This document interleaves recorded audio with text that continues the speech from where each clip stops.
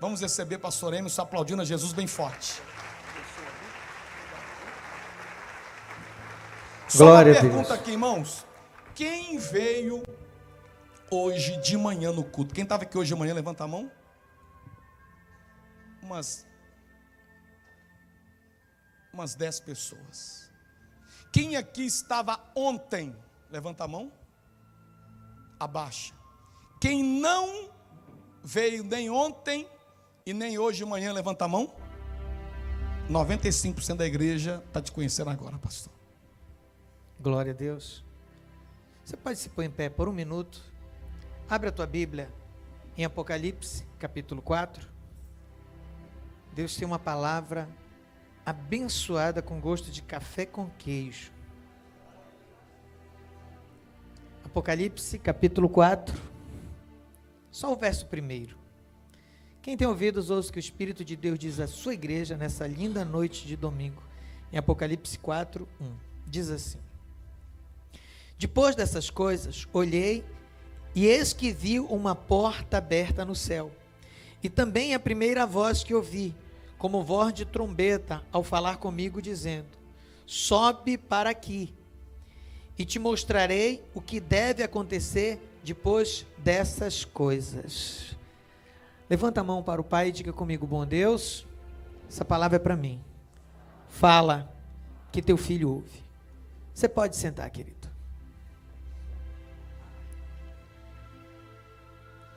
Deixa eu externar minha alegria em poder estar nessa noite aqui com vocês. Pastor Flamarion e o ministério dele é alguém que nos inspira.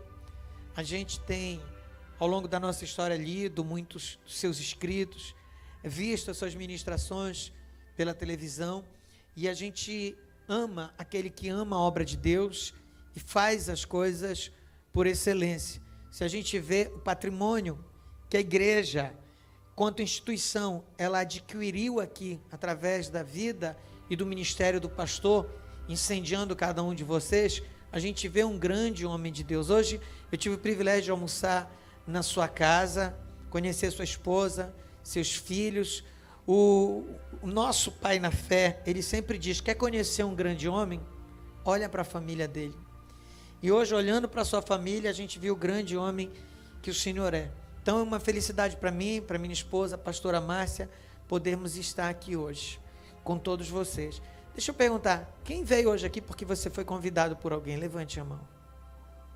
Levanta a mão, você que foi convidado, faz assim, ó. Tem duas boas notícias para você. Primeiro, que você vai participar de um manjar de Deus agora imensurável.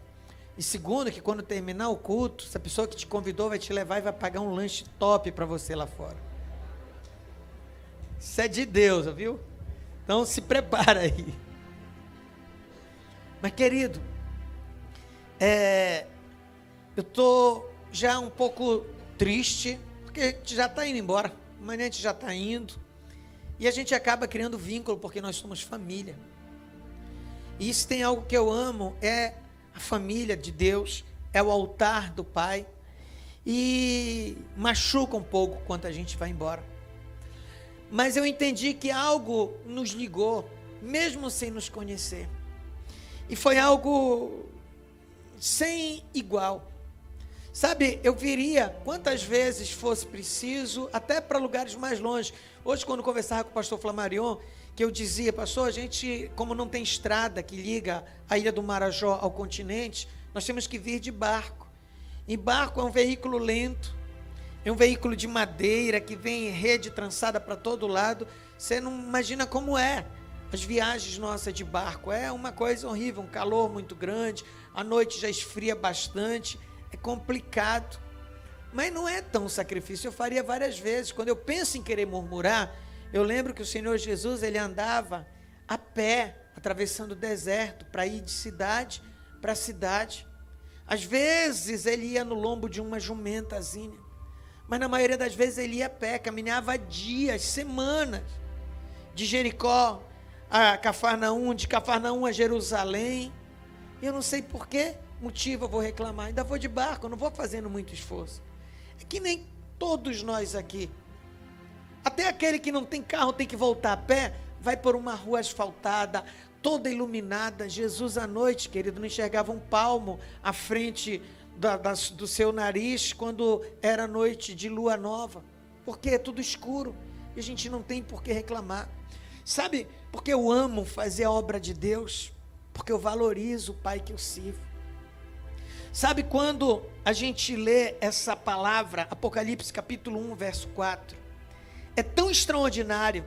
Deus, ele pega um homem chamado João, arrebata esse homem e o leva no céu. Interessante que a Bíblia fala, aquilo que olhos não viram, ouvidos não ouviram, jamais passou pelo coração do homem, é o que Deus tem preparado para os seus. A Bíblia em Apocalipse afirma que olhos não viram, ouvidos não ouviram, jamais passou pelo coração do homem, é o que Deus tem preparado. Mas teve uma pessoa que viu, e aquele que escreveu essa parte na Bíblia, que foi João. O mais privilegiado de todos nós viu primeiro que qualquer um de nós, ele foi arrebatado e levado por Jesus até os céus. Deus, ele deu uma ordem, olha, tudo que tu vê aqui, escreve. Eu acho que Deus até colocou João numa enrascada. Como assim, pastor? Porque aquilo que ele viu ali, não tem algo aqui na terra como o que ele viu. E ele tinha que registrar tudo. Aí ele começa dizendo, lá no céu tem ruas de ouro. Engraçado que a gente briga tanto aqui por bobagem como ouro. Tem gente que mata. Querido, na cidade que eu e você vamos morar, ouro vai ser asfalto, a gente vai andar em cima de ouro. E ele começa a dizer, os muros são de jaspe, o mar é como cristal. Mas não quer dizer que seja ouro a rua, não quer dizer que o mar seja como cristal. É porque era tão extraordinário o que ele viu, então ele usou uma palavra que a gente chama antropomórfica, que é uma forma de chegar ao entendimento humano. Era tão maravilhoso que ele viu aqui na terra o que era que tinha de maravilhoso, para ele poder comparar como mais ou menos é a cidade. Então não foi fácil para ele. Mas nem é sobre isso que eu quero falar. Eu quero falar sobre a primeira coisa que esse versículo nos relata, que ele viu. A Bíblia fala que ele subiu aos céus, olhou, e eis que estava ali uma porta aberta. Foi a primeira coisa, pastor Flamarion, uma porta aberta. E eu comecei a perguntar, Deus, que porta é essa? Comecei a estudar, comecei a pesquisar, comecei a orar, e Deus foi dando a revelação. Você sabe que porta é essa? A Bíblia fala, no capítulo 1, verso 1 de Gênesis, que no princípio Deus criou os céus e a terra. Para a gente entender essa porta, a gente tem que ir lá atrás, lá na criação. Quando ele fala criou os céus, ele usa a palavra no plural, céus. É sinal que não existe só um céu, existem vários. Que céus são esses? O primeiro céu, onde voam as aves, onde se pula de paraglider, que se Deus quiser amanhã eu vou pular, onde voam os aviões, esse é o primeiro céu. Tem o segundo céu que vai além dessa atmosfera, que é o paraíso, que é o universo, onde estão os astros, os sistemas planetários, as galáxias, é o segundo céu, é o firmamento, o universo. Tem um terceiro céu que vai além do universo, que é o terceiro céu, é o paraíso onde eu e você iremos morar. E alguns dizem que vai ter o quarto céu, que é a quarta dimensão, onde fica o trono do Pai. E a Bíblia fala, Deus criou os céus e a terra. Quando ele cria os céus e a terra, ele não cria nada para ser vazio. Primeiro ele cria a terra mineral, como fala lá em Ezequiel capítulo 28. Ele cria uma terra mineral, mas depois que ele cria os céus, ele vai ver algo tão maravilhoso, e ele resolve criar seres para povoar os céus. Seres que a gente, de maneira genérica, chama de anjo, mas nem tudo que está lá no céu é anjo. Foram seres celestiais, algumas categorias. Primeiro ele criou anjos, depois ele criou arcanjos, querubins, serafins.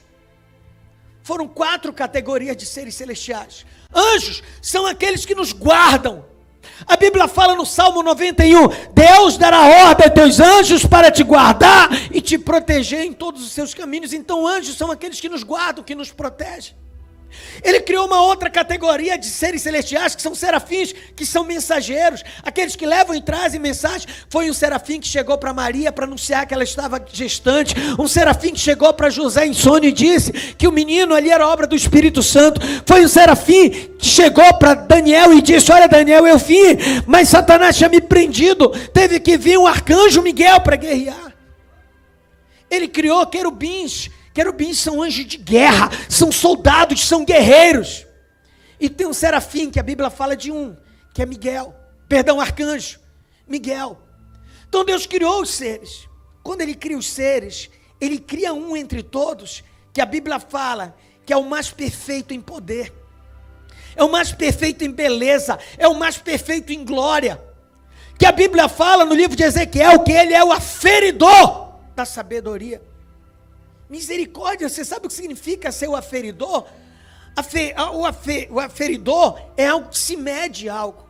Querido, você que já viveu mais de 40 anos como eu, deve lembrar. Há 40 anos atrás, pastor Flamarion, era difícil chegar numa loja e comprar roupa feita, quase não tinha. Nós íamos na loja, nós comprávamos o pano, pastor. Nós comprávamos o pano, 3 metros de pano, ia na costureira e mandava fazer a roupa. Eu lembro quando era Natal, fim de ano, era a época. E quando a gente ia na loja, falava: fulano, eu quero 3 metros de pano. E ele pegava ali, pegava 1 metro, que já estava aquela medida, que é aquilo que aferia, e aquilo quando tocava ali dava 1 metro, 1 metro, 1 metro, aquilo que media. Quando você vai numa farmácia para aferir a sua pressão, alguns chegam: olha, tira a minha pressão. Se tirar, você vai morrer, querido. Vai aferir a pressão. Tem um objeto ali que vai aferir aquilo que mede. Sabe o que significa ser o aferidor da sabedoria? Significa se alguém chegasse para Deus e dissesse: Deus, o que é beleza? Olha para Lúcifer. Deus, o que é a sabedoria? Olha para Lúcifer. Deus, o que é glória? Olha para ele. O que é isso? Olha para ele. Ele era o aferidor. Deus, ele criou esse anjo e ele o honrou tanto que a Bíblia fala que ele o tornou guardião de toda a criação. Lúcifer se tornou guardião de toda a criação e o abençoou. Querido, era tão extraordinário que no livro de Ezequiel, a Bíblia fala que ele andava sobre as pedras alfogueadas. Gente, ele andava sobre as estrelas. Aquele cara era tão top que aconteceu um problema. Ele deixou o coração dele se encher de vaidade. Ele começou a olhar para os outros anjos, sentiu-se superior. Viu que os anjos adoravam a Deus, ele desejou aquela adoração. Ele queria também um trono para ele, ele queria um reino para ele. E começou a fazer a cabeça de alguns anjos. E, infelizmente, muitos anjos boboca ouviram a voz dele. E ele causou uma divisão nos céus. De repente, 1/3 dos anjos já estavam a favor dele contra o trono de Deus. Naquele momento, ele perdeu o título em latim, que era Lúcifer, o portador de Lúcifer, e recebeu o nome de diabo, que significa adversário. A palavra diabo significa adversário. Você sabia que existe muito diabo no meio da igreja? E não é diabo espírito. É gente que o pastor determina algo e o camarada: não, olha, tem que ser desse jeito, tem que ser aquilo. Ali o líder da célula fala algo: gente, tem que ser assim que o pastor falou, e o pessoal da célula: não, tem que ser assim. Você sabia que aquele que se torna adversário na igreja e começa a criticar tudo, não é errado? Dentro da língua portuguesa ou dentro do grego, chamar de diabo para a pessoa, porque a palavra diabo significa adversário. Satanás começou a se tornar adversário. Para remir o tempo, ia pular a história. Chegou um tempo que Deus chama Miguel e disse: Miguel, como é que está a situação? Pai, está crítica.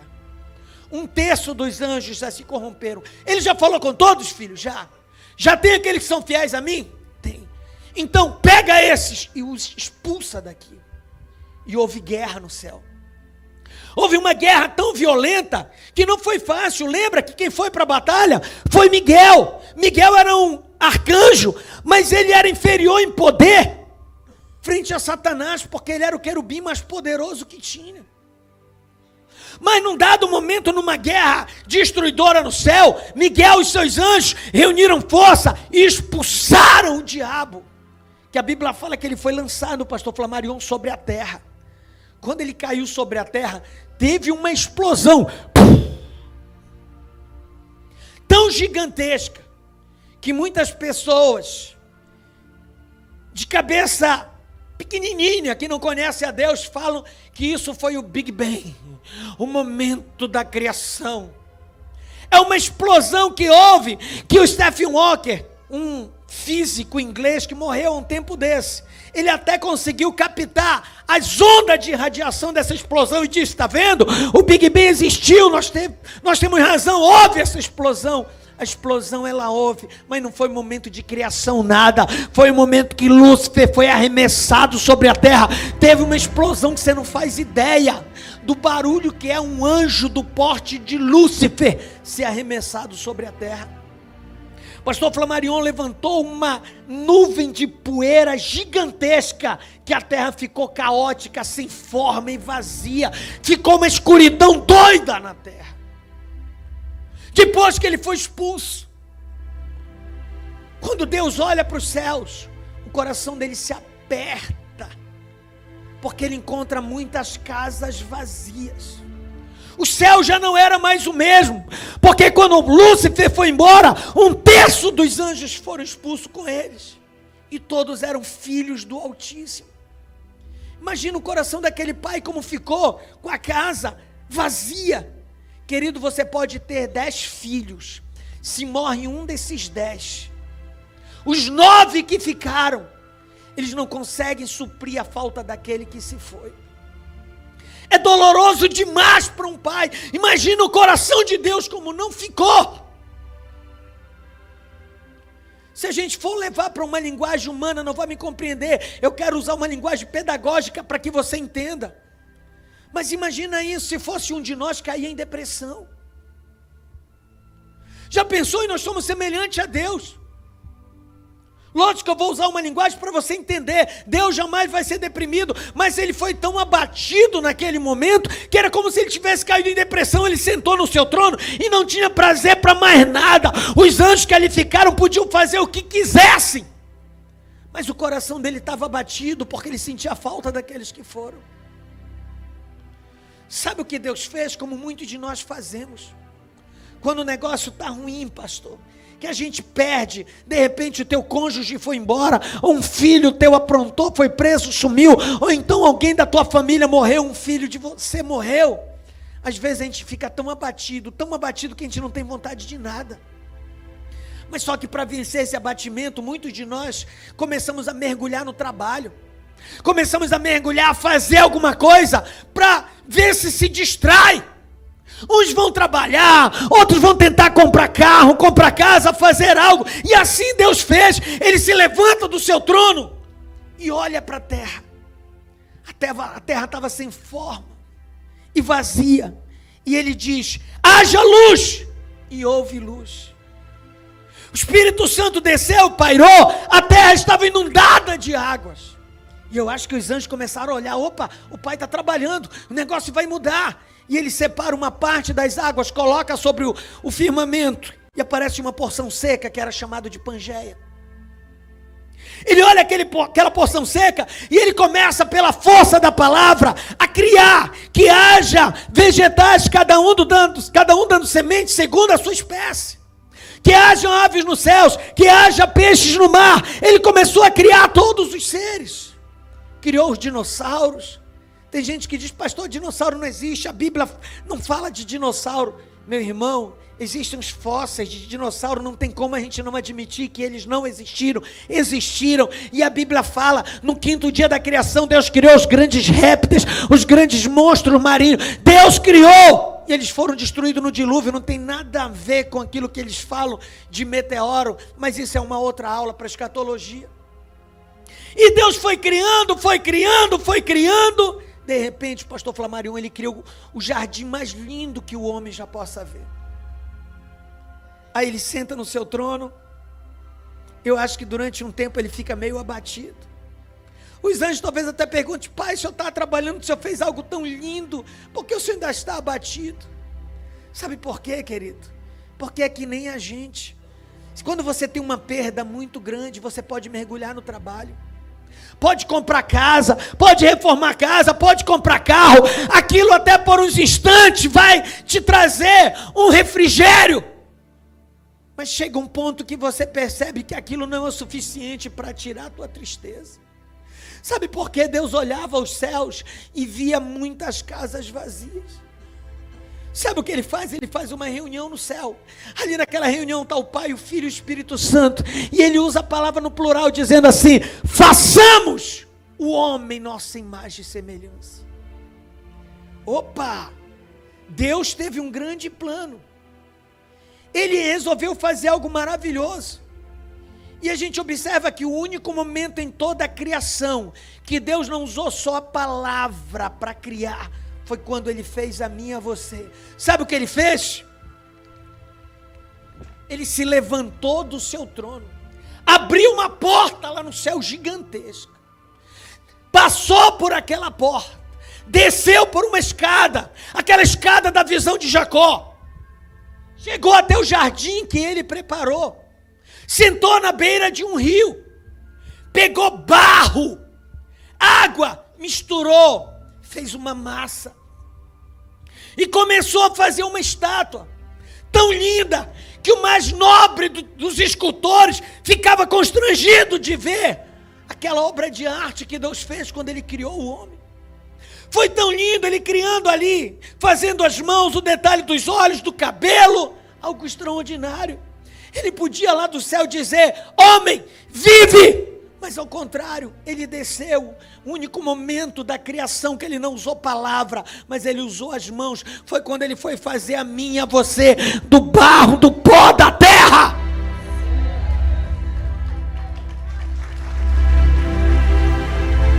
Engraçado que tem gente que fala que nós viemos do macaco. Eu não sei você, mas eu não tenho cauda, pastor. Se tem alguém aqui que é sobrinho da Chita, ou é tio do King Kong, o problema é teu. Mas eu não sou macaco, eu sou barro.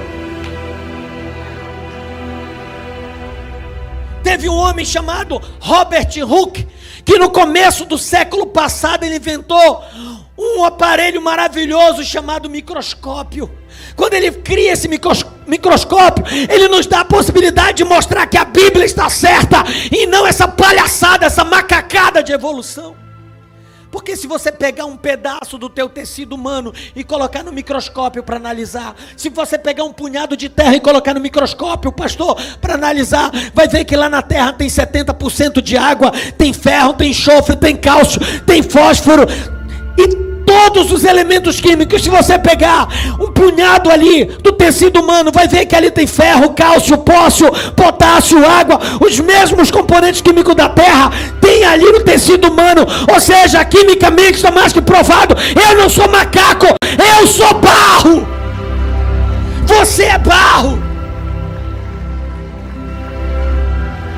Quando Deus nos cria, Ele podia, depois que está pronto, dizer assim: homem, vive. Só que Ele queria muito mais. Ele queria um pedaço dele dentro de mim, de você. Eu tenho 2 filhos, pastor Flamarion, e sabe o que é que determina que eles são meus filhos? É porque tem um pedaço meu dentro deles, chamado DNA. O meu DNA está nos meus 2 filhos. E Deus queria o DNA, tanto é que Ele chega no rosto do seu filho e sopra pelas narinas o seu espírito. Ele coloca um pedaço dele. O Espírito de Deus está na minha vida e está na sua. Nós somos filhos do Altíssimo.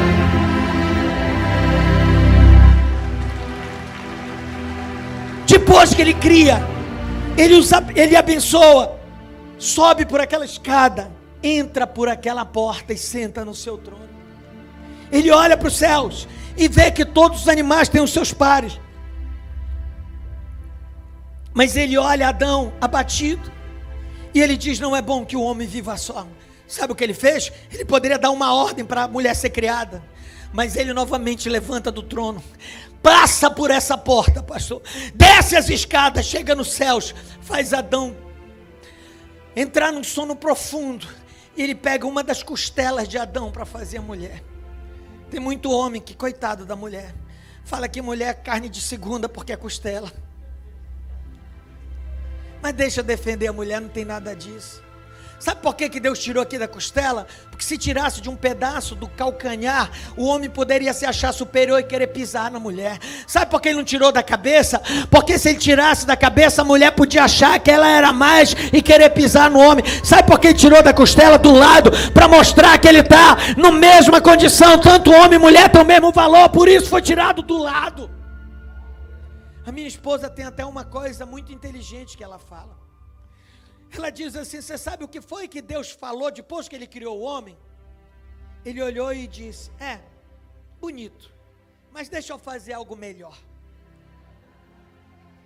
E ela tem razão. Eu acredito que Deus fez algo mulher melhor que homem, pastor. Por isso que eu casei com uma mulher. Por isso, porque é melhor. Mas tem gente que não pensa, tem gente que pensa, tem muito homem que pensa que não é com mulher não é melhor. Querido, vamos deixar essa papagaiada de lado, porque se Deus fosse a favor disso, ele criava Adão e Ivo, mas ele criou Adão e Eva, macho e fêmea.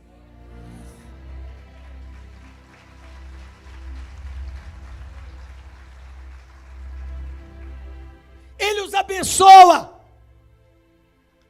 e sobe para o seu trono, entra por aquela porta. Só que não queria ficar sozinho. De vez em quando a Bíblia fala que ele passava por essa porta e de manhã cedo ia tomar um café com Adão e Eva. Subia, de tempos em tempos ele passava por aquela porta, subia e descia. Só que aí o diabo, que não é bobo, ele se tocou, ele compreendeu o que Deus queria fazer. E resolveu mostrar para Deus que Deus estava errado. Tem muita gente que fala, sabe por que o diabo briga com cada um de nós, quer nos arrebentar? Porque ele não quer ir só ele para o inferno, mas não é isso não. Sabe por que o diabo tem perturbado a nossa vida? É porque ele quer provar para mim, para Deus, que eu e você não somos dignos de ocupar um lugar que um dia foi dele lá no céu. Sabe por que Deus nos criou? Nos criou como filhos. Porque quando Satanás foi expulso, o céu ficou vazio, ficaram muitas moradas vazias. Jesus disse: não se turbe vossos coração, credes em Deus e credes em mim. Na casa de meu pai tem muitas moradas. Se não fosse assim, eu não vos teria dito. Sabe que moradas são essas? As casas que os anjos deixaram vazias lá no céu. Jesus, ele subiu e ele está reformando cada uma dessas casas. Agora, nesse momento, ele deve estar colocando uma plaquinha numa casa que está escrito: Lar Docilado Flamarion, Lar Docilada Maria, Lar Docilado Paulo, da Francisca, do Antônio. Tem uma morada lá no céu com o meu, com o teu nome.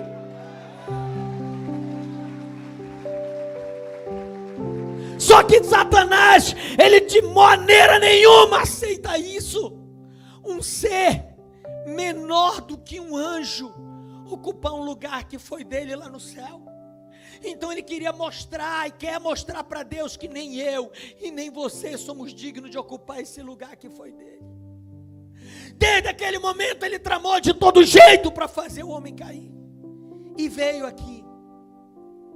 Chegou e começou a seduzir a mulher. Ele tentou,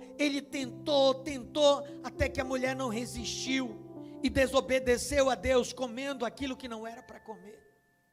E muitos homens, com machismo, eles falam: a culpa da gente estar assim é da mulher. Se Deus não tivesse criado a mulher, ela não ia comer o fruto e papapá. Mas deixa eu defender as mulheres, porque eu amo as mulheres. Entendam uma coisa. Para Satanás conseguir convencer a mulher a comer aquela fruta, pastor, ele ficou várias horas ali conversando: olha, não, mas é isso, e ela não é isso, ele gastou muita saliva, mas quando chegou na hora do homem, a mulher só deu para ele: toma, come, ele nem questionou, foi lá e comeu. Quem foi fraco aí, hein? Quem foi fraco aí?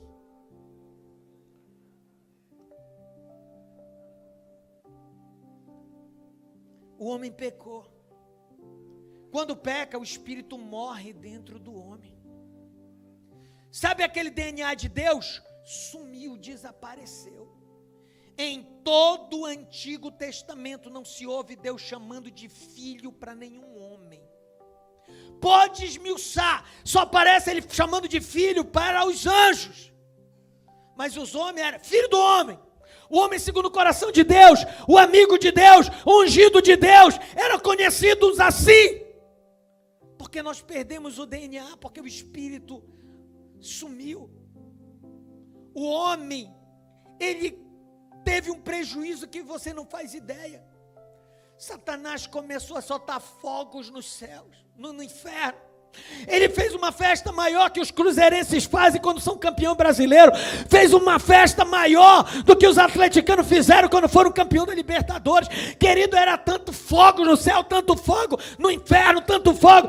Opa! O homem pecou, eu mostrei, tá vendo Deus? Tá vendo Deus? Eles não são dignos.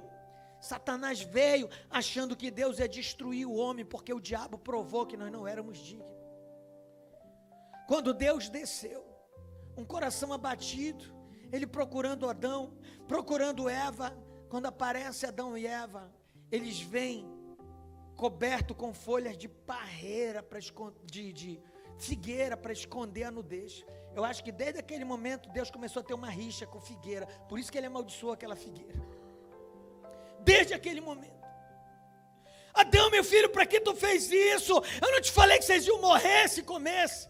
E o diabo vem, eu acho que metendo o teco. Olha, Deus, mata ele, Senhor, mata ele, tá vendo, não é digno. E Deus podia ter matado Adão e Eva. Ele podia com um sopro ter destruído. Era o que o diabo queria. E eu não entendia por que Deus não destruiu. Talvez você se pergunte por que Deus não destruiu. Sabe por que Deus não destruiu Adão e Eva naquele momento? Porque Deus é atemporal. Ele não estava só naquele tempo, ele estava aqui. Quando Deus pensou em destruir Adão e Eva, ele viu você, porque a Bíblia fala que ele nos conhece antes de sermos tecidos no ventre da nossa mãe. Deus já te amava, Deus já me amava, Deus já nos amava. Deus, ele olhou para mim e para você, ele sabia que se destruísse Adão e Eva, eu e você não iríamos existir. Mas por amor a mim e a você, ao invés de destruir, ele disse: Adão, a partir de agora a terra vai ser maldita por tua causa. Do suor do teu rosto tu vai te alimentar. Olhou para Eva e disse: Eva, vão se multiplicar as dores em você do parto. Minha irmã, quando Deus te criou, ele não te criou para que você tivesse tantas dores assim no parto. Ia ter dor, porque só se multiplica aquilo que se tem. Se foi multiplicado é porque ia ter, mas não era assim. Seria como os animais. Vê como é que um gatinho, uma gatinha, quando vai ter o bebezinho dela, sente uma dorzinha, mas é pouco. O cachorro, o coelho, todos os animais seriam, acho que mais ou menos assim. Quando Deus olha para a serpente, doida para Deus destruir, ele diz: olha, a partir de agora, demônio, eu vou colocar inimizade entre você e a serpente. Vocês vão ser inimigas. E desde aquele momento o diabo tem se levantado contra as mulheres. É por isso que vocês, mulheres, ao longo da história foram discriminadas, foram relegadas a um plano secundário na história, porque Satanás tem colocado coisas para que vocês não cheguem onde quer que Deus chegue, onde Deus quer que vocês cheguem. Ele olhou ali para o diabo e disse: você fez uma mulher pecar, uma mulher cair, mas eu te digo que do ventre de uma mulher virá um que pisará na tua cabeça e te esmagará.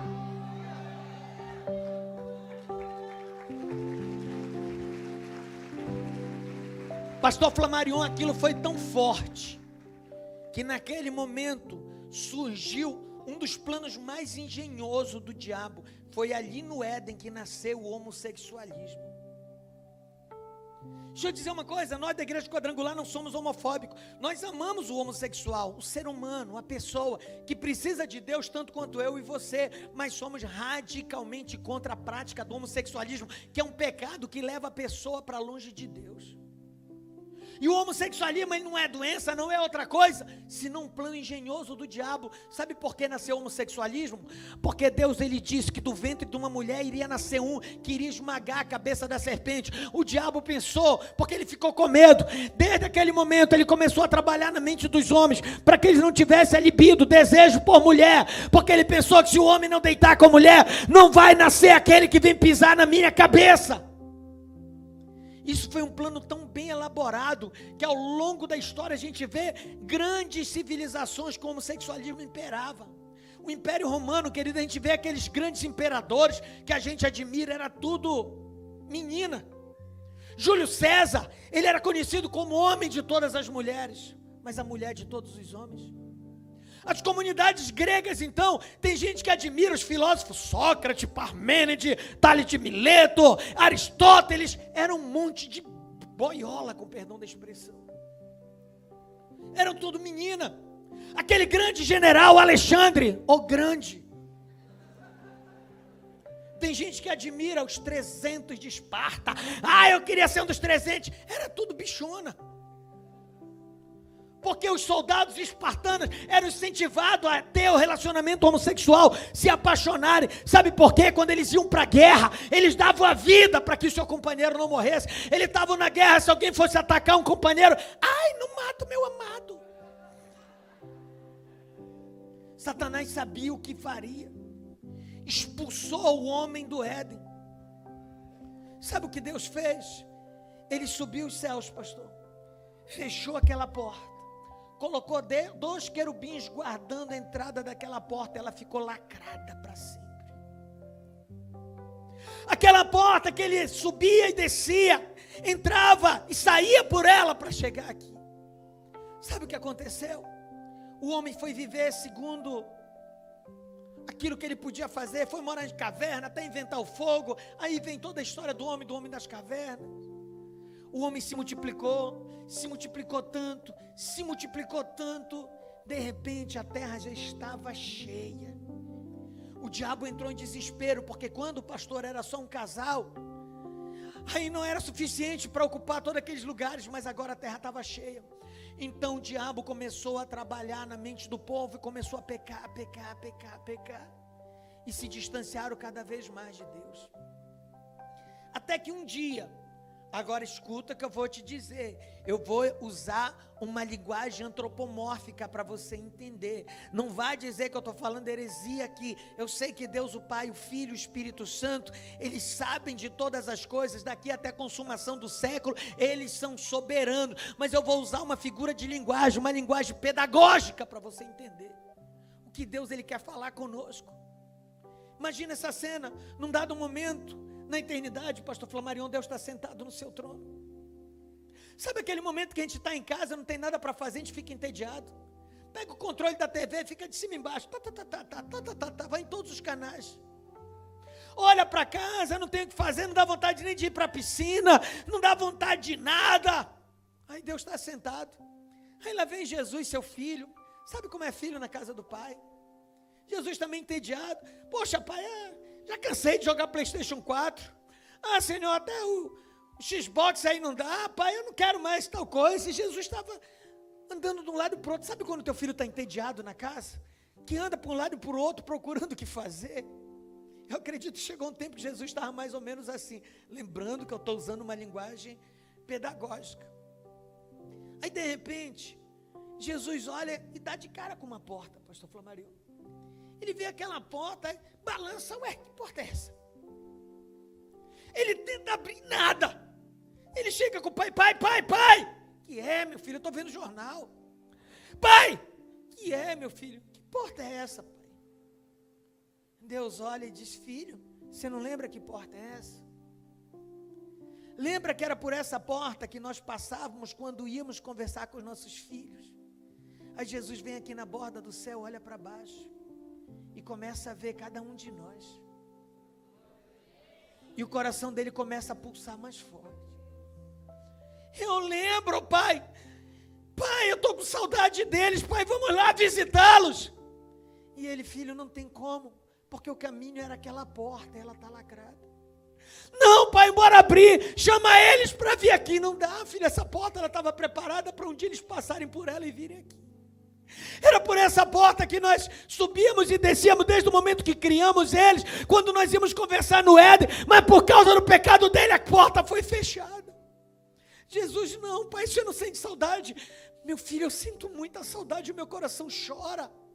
Então, pai, bora abrir essa porta, não tem como. Aí Jesus, não, pai, tem que ter, me dá a chave, pai. Aí Jesus parece aquele filho abençoado, né? Vai metendo a mão no bolso para lá e para cá, até que ele pega o molho de chave de Deus. Chega naquela porta, põe a primeira chave, a segunda, a terceira, a quarta, a quinta, a milésima, a milionésima, a trilionésima, a bilionésima, a quadrilionésima chave, nenhuma abre. Ele tenta arrombar e nada, pai.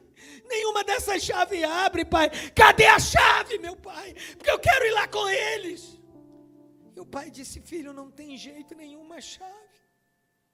E Jesus disse, pai, mas tem que ter uma forma de abrir essa porta. E Deus disse, meu filho, a única chave, ela é tão dura para abrir que eu não tenho coragem de te pedir. E o que é, meu pai? Fala. A única forma dessa porta abrir, meu filho, é se você pegar o teu sangue e derramar sobre ela. Jesus disse, como, pai? Só se eu derramar o meu sangue? Aí Jesus olha para cá, para a terra. Ele olha nos teus olhos, querido, olha no meu. O coração dele aperta, ele diz, pai, não tem outra forma. Não, meu filho, eu não posso te pedir isso. Ele disse, pai, mas se é a única forma que nós temos de estar perto deles, ele da gente, pai, eu pago esse preço, pai. E o pai disse, não, filho, não tem como, eu não vou deixar você fazer isso. Você não tem ideia daquilo que você tem que fazer. Meu filho, primeiro você vai ter que esvaziar-se da tua glória. Vai ter que sair desse corpo e ficar num corpo limitado. Você não tem noção do que é isso. Querido, seria o mesmo que alguém chegasse para você e dissesse, a partir de hoje, você vai ficar no corpo aleijado do pastor Emerson. Imagina você que sabe andar, que corre para lá e para cá, e de repente tem que passar parte da tua vida num corpo como esse, limitado. Deus estava dizendo, tem que te esvaziar da tua glória, ficar num corpo limitado como o deles, você vai perder todas as regalias. Jesus olhou para mim, para você e disse, pai, mas eu quero, eu amo, eu pago esse preço. Jesus disse, Deus disse, mas meu filho, você não vai ter aquilo que você tem aqui. Você não tem noção daquilo que Deus tem nos céus. Se você tivesse noção, você teria mais cautela a orar o Pai Nosso. Seja feita a tua vontade aqui na terra como é no céu. Você não tem noção do que é a vontade de Deus. Se Jesus pelo menos pensar em tomar água, sai anjo em tudo quanto é fonte no universo, vem se batendo cada um com um copo d'água. Toma, toma, Senhor. Tudo que Ele deseja, Ele tem. Jesus olha para o pai e disse, pai, se é a única forma, eu pago esse preço. E o pai concorda. Ele se esvazia da glória de Deus. Ele poderia ter nascido de reis, de pessoas da aristocracia, ser grande nobre, nascer em família rica, mas ele preferiu ser filho de uma doméstica com um carpinteiro. Ele poderia ter nascido em qualquer palácio da terra, mas nasceu no estábulo em meio a animais. Poderia ter andado com gente importante, preferiu andar com os humildes. Pregou a paz, curou, alimentou, abençoou milhares. Não foi compreendido, foi traído por aqueles que mais ele amava. Foi levado à condenação. Você não tem ideia de que Jesus passou. Pastor Flamarion, pegaram ele 5 horas da madrugada. Ele já foi apanhando até o Sinédrio. Interrogaram ele lá e deram muita peia e levaram ele para Pilatos. Antes de Pilatos interrogar, bateram nele. Depois Pilatos o mandou para Herodes. Bateram nele no palácio de Herodes, arrebentaram com Jesus. Trouxeram de volta para Pilatos. Pilatos mandou bater mais. Ele foi julgado. Pessoas levantaram falso testemunho. E ele foi condenado a ser açoitado. Deram 39 açoites na costa dele. Sabe qual era o chicote romano? Era o flagelo, pastor Flamarion. Ele tinha uma ponta com 4 pontas e 2 pontas. Eram 16 pontas o chicote. Em cada uma das pontas tinha um pedaço de pedra, ferro, pedaços de chumbo, que quando dava uma chicotada, rasgava a costa da pessoa. Cada chicotada eram 16 lânhos nas costas. Sabe quantas rasgadas Jesus levou? Mais de 600 cicatrizes. Pegaram uma espinheira para fazer uma coroa. E esse tipo de espinheira, que é a espinheira de Cristo, tem espinho mais ou menos desse tamanho, 2 polegadas, pastor. Tipo espinho de limoeiro, se você já viu. Pegaram aquela coroa e cravaram na cabeça dele. Imagina aqueles espinhos entrando. Pegaram uma cruz violenta, colocaram nos seus ombros. Sabe como ele foi para o Calvário? Nu, pastor Flamarion. Quando a gente vê filmes que mostra ali o flagelo de Jesus, aparece ele com um panozinho aqui. Quando a gente vê um quadro ou uma estátua, o artista que tem misericórdia coloca, mas um condenado romano, ele ia sem roupa, ele ia nu com a cruz para o Gólgota. Jesus, ele foi humilhado, ele foi carregando aquela cruz nu. Sabe, as ruas de Jerusalém eram cheias de pedras. Jesus caiu 3 vezes com aquela cruz nos ombros, arrebentou o seu joelho, arrebentou as suas costas. Lembra que Jesus, desde as 5 da manhã até o meio-dia, estava apanhando sem parar. A gente fala só das 3 horas de agonia, mas não sabe o que ele passou antes. Quando ele chega no Gólgota, o colocam deitado naquela cruz. Eles pegam ali os cravos, que eram pregos de 12 centímetros. Esse tamanho, com a espessura de um dedo, prego aqui no pulso, prego no outro pulso. Depois eles colocam um pé em cima do outro e atravessam um prego nos 2 pés. Levantam aquela cruz, pastor Flamarion, já estava o buraco ali colocado.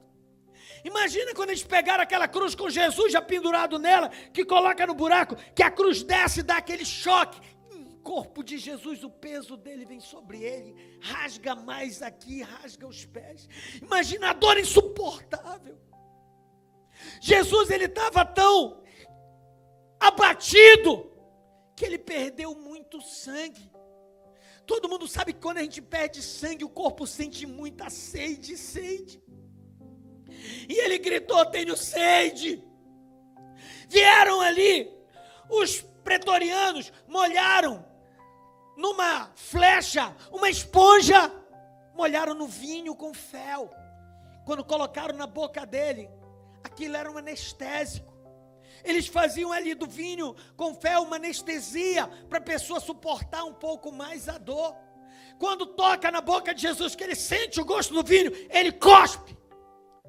Muita gente diz: Jesus não quis tomar aquilo porque ele queria sentir a dor, ele queria levar. Negativo, Jesus não queria sentir dor nenhuma. Sabe por que ele não tomou, pastor? Porque aquilo era vinho, era o suco da videira. E na noite anterior, ele tinha celebrado a Santa Ceia com os discípulos e disse assim: eu prometo a você que não volto a tomar do suco da videira até que o dia se cumpra e eu tome com você na casa de meu pai. Ele tinha prometido e o diabo queria fazer ele quebrar aquela palavra na cruz. Mas quando Jesus promete, ainda que lhe doa, ele não quebra a palavra. Se tem promessa de Deus para a tua vida, creia que vai se cumprir, porque Ele tem palavra.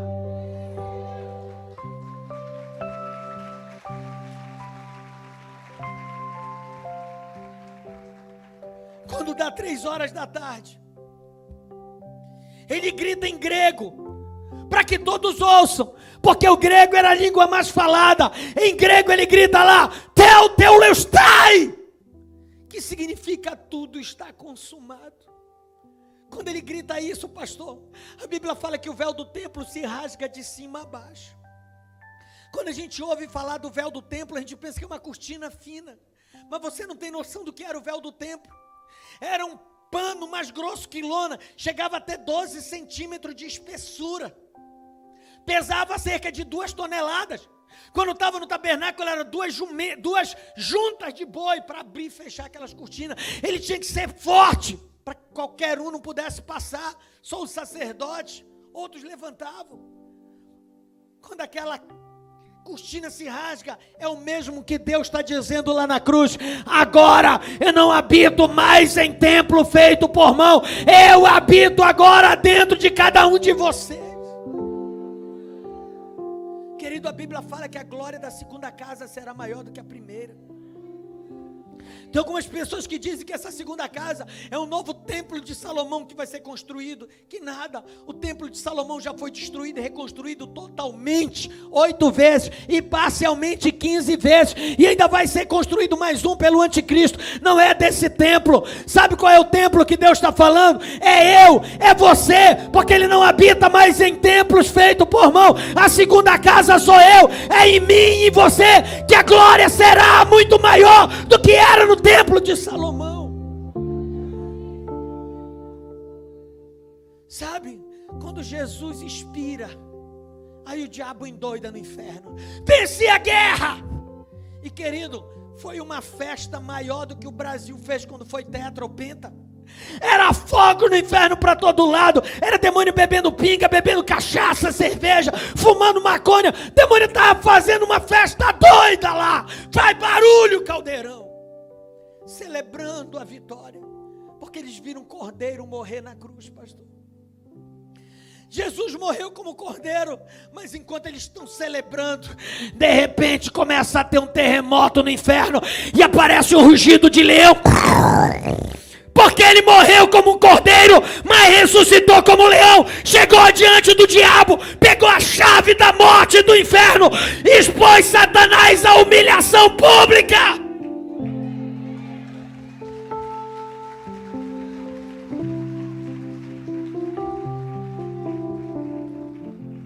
Subiu, chegou na terra. Algumas mulheres estavam procurando ele. Ele chegou com elas e disse: eu estou aqui. Vai até onde estão meus filhos e digam para eles se encontrarem comigo, porque eu estou indo para Galileia. Enquanto as mulheres correm para avisar, nesse momento Jesus sobe aos céus, pastor, todo ensanguentado, todo arrebentado. Ele sobe as escadas celestiais. Ele chega diante do trono de seu pai, só sangue, diz: meu pai, eu estou aqui, meu pai. Ele se levanta e vai em direção àquela porta que está fechada. Ele diz: meu pai, se a única forma dessa porta se abrir era eu derramar o meu sangue. E ele segura na maçaneta com a mão ensanguentada. Ele disse: eu paguei o preço e abriu aquela porta.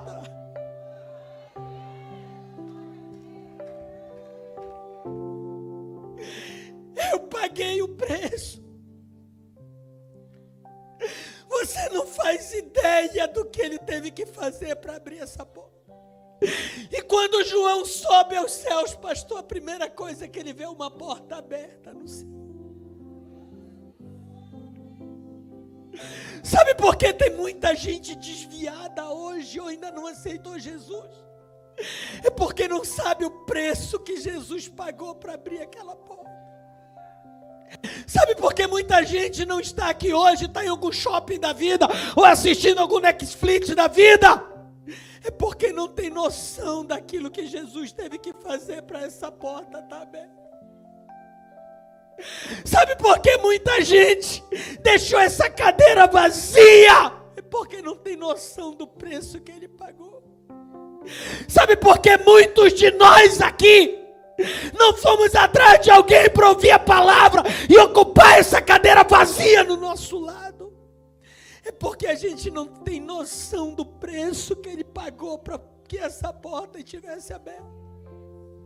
Sabe que porta é essa? É aquela porta que o dia que o Espírito Santo segurar na minha mão como pai da noiva e me levar até o noivo, me entregar a Jesus, é por essa porta que eu e você iremos passar para chegar na morada santa.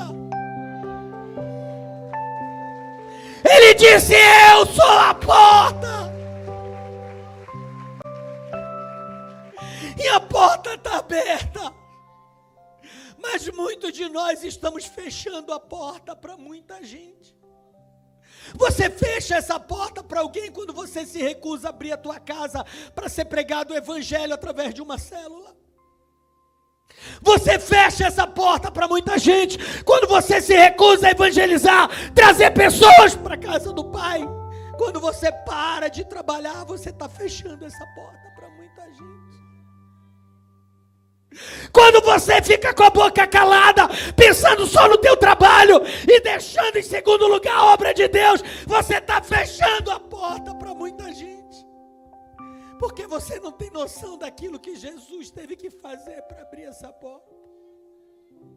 Se coloca em pé no teu lugar, meu irmão, porque a porta está aberta. Se o pessoal do louvor puder nos ajudar. Eu queria que você olhasse para dentro de ti, querido, para o íntimo da tua alma agora.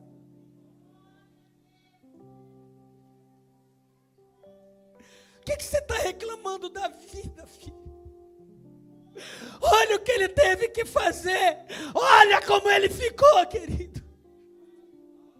Olha como ele ficou para que essa porta estivesse aberta.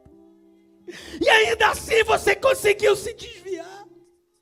Ainda assim você não teve coragem de aceitá-lo.